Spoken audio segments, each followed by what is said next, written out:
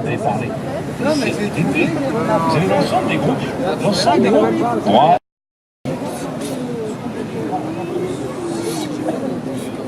Une initiative partagée. Autant c'est monsieur sur des sujets particuliers. On l'a appelé à cause des messages. Toujours là, ma chérie, hein? Oui, je suis toujours là. Alors, qu'est-ce que tu vas faire ce soir? Tu vas écouter Macron? Ben, comme tout le monde, hein. Oui. Qu'est-ce que t'attends de lui? Ah ben, j'attendrai beaucoup de choses de lui, mais je pense que ça va être, il va y avoir rien, il va absolument rien. Du vent, du vent? Oui, c'est ça, que du vent encore. Du courant d'air? Alors que je voudrais bien entendre le contraire, ça ferait plaisir. Parce que si on écoute Macron... Si tu l'avais en face, qu'est-ce que tu lui dirais à Macron? Ben, je lui dirais en fait que c'est un enfoiré. Hein, c'est vrai, un enfoiré? Ouais, je lui dirais vous êtes un enfoiré, monsieur le président. Pourquoi vous êtes un enfoiré? Parce que vous êtes toujours en train de vous, comment on appelle ça, se défiler. Oui. Voilà. Puis en plus, vous êtes un opportuniste. Voilà. Et surtout, vous êtes un manipulateur. Voilà ce que je lui dirais. Un menteur aussi? Un quoi? Un menteur aussi? Oui, avant tout un menteur, un gros menteur. Il n'y a pas plus menteur que lui? Peut-être qu'il y a aussi menteur que lui, mais lui déjà, de tous les présidents qu'on avait, c'est quand même le pire. Hein. Par rapport à Sarko? Par rapport à Sarko, oui. Même à Hollande qui valait pas grand-chose, mais alors lui c'est pire. Hein. Donc si je comprends bien, c'est la cerise sur le gâteau? La cerise sur le gâteau, lui, oui. La cerise sur le gâteau pour lui. Ah, c'est la cerise sur le gâteau. Tout à fait. Qu'est-ce qu'on va faire alors? On redescend dans la rue samedi? Ah mais c'est obligé, samedi on est encore là. De toute façon, même si il annonçait quelque chose de bien, il annoncerait qu'une petite part, c'est-à-dire ce serait minime, ça serait infinitésimime. Ce serait rien. Donc on sera encore dans la rue, samedi. Voilà. Le 1er mai aussi? Le 1er mai aussi. Ça risque d'être grave, le 1er mai? Je pense... C'est Paris? Oui, c'est possible.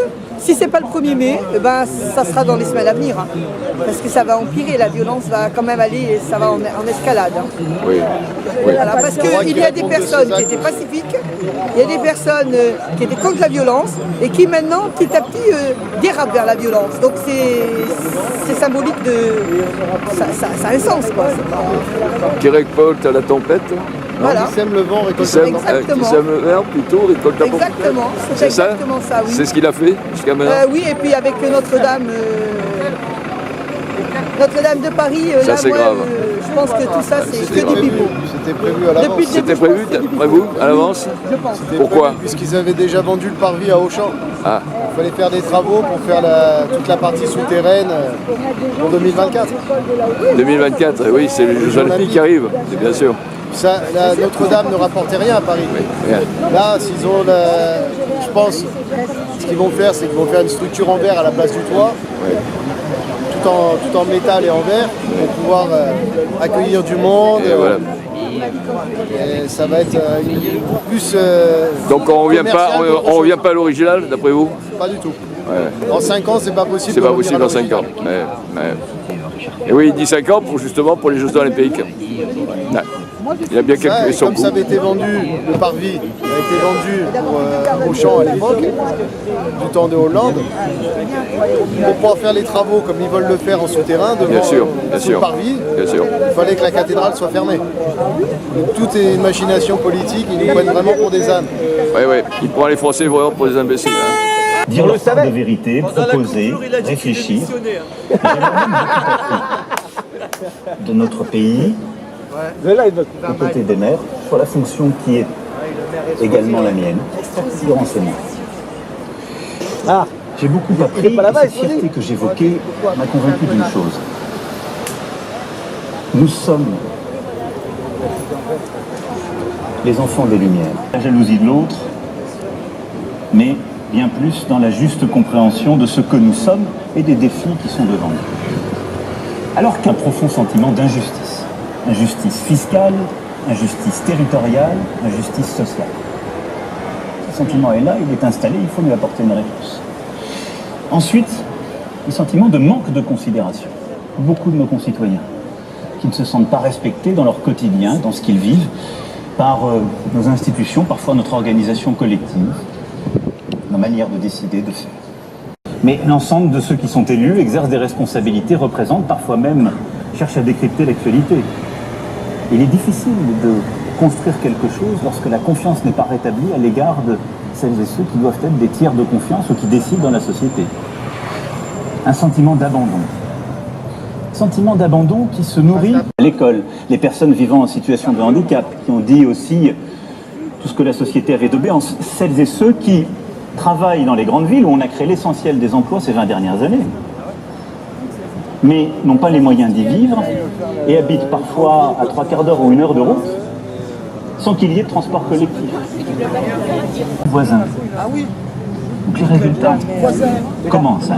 Alors la réponse n'est pas dans le reniement, mais je crois dans la définition plus profonde d'une nouvelle ambition, dans la réponse aux questions profondes que se pose notre pays, et que se posent d'ailleurs nombre d'autres démocraties dans le monde, qui vivent partout des crises qui se traduisent de manière différente, qui sont des crises de l'efficacité, de la représentation. D'abord, face au sentiment d'injustice, nous devons apporter une réponse qui place l'homme au cœur de notre projet, bien davantage que nous l'avons fait. Notre projet national doit être plus juste, plus humain.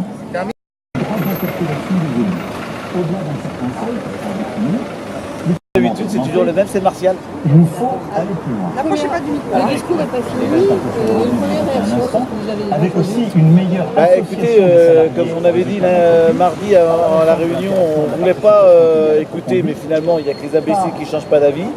Malheureusement, on s'attendait à ce genre de discours, déjà parce que le grand débat, on avait appelé ça le grand enfumage. J'y ai participé à 2 soirées et pour constater que c'était le vide absolu, le néant total. Et là, on est en train d'écouter et depuis le début, c'est du pipeau, mais alors du pipeau qui coûte très cher, hein, parce que celui-là, il est plaqué or. Hein. Rien, c'est le vide, le néant absolu. À part mettre de l'huile sur le feu, c'est tout ce qu'il est en train de faire. Donc on maintient toutes les actions, toutes les réunions et tout ce qui est prévu. Malheureusement, je crains que, comme il y a eu des appels pour le 1er mai, ça va être violent, très violent, beaucoup de monde. Et pour ma part, je pense qu'il ne va pas terminer son mandat, parce qu'à moins qu'il parte direct à l'asile, voilà quoi. C'est vraiment, c'est désastreux, on n'a pas de mots quoi. On est plus que déçus, plus que abattus. On avait 3 revendications qui ressortaient extrêmement souvent. C'était le pouvoir d'achat par une baisse des taxes. Il nous propose même pas là pour le moment. Il n'en a même pas parlé, le pouvoir d'achat déjà. 45 minutes d'interview. On avait demandé une proportionnelle pour un nouveau gouvernement parce que celui-là est carrément complètement à côté de la plaque. On en a la confirmation et on a demandé le RIC et le RIC il ne veut pas nous donner sauf au niveau local. Le niveau local, ça n'apportera pas, par exemple, nous on voudrait pouvoir être entendu sur le ADP. Mais comment est-ce qu'à Nice, on peut se faire entendre à Paris sur cette chose-là? C'est pas possible. Donc vraiment, il nous prend pour des idiots depuis le début et il continue. Et moi, il faut l'arrêter d'urgence, il faut arrêter cet homme-là d'urgence. En matière d'économie sociale.